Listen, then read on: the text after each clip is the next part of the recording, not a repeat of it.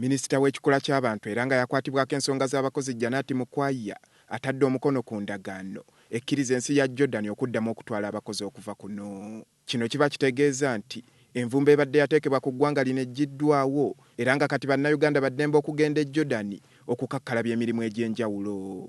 Minisita agamba nti bano baatuukiriza obukwakkulizo obwateekebwawo era ne bakakasa nti tebakyaddamu kutulugunya abakozi mu ggwanga eryo. And we had very fruitful meetings. Ye ambassador we Uganda, Saudi Arabia ne Jordan, Rashid Semuddu, akubiriza bannayuganda bulijjo okweyambisa amakampuni amawandiise okwewala okutulugunyizibwa nga bwe gubadde. Tubeere nga ffenna twongera okulumwa eri abaana baffe kubanga mu nsonga zetulina ezibadde zituyisa obubi abaana babadde balimbibwa. N'agenda okukola ng'asuubira kirala n'atuuka afuna kirala.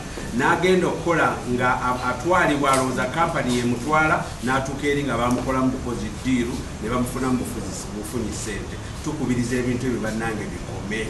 Omwaka oguwedde Jordan, Saudi Arabia, Yemen ssaako n'amawanga amalala gaali gateekebwako envumbo lwa kutulugunya abakozi abavudde kuno. Eggulire lino likusakiddwa Paulo Matovu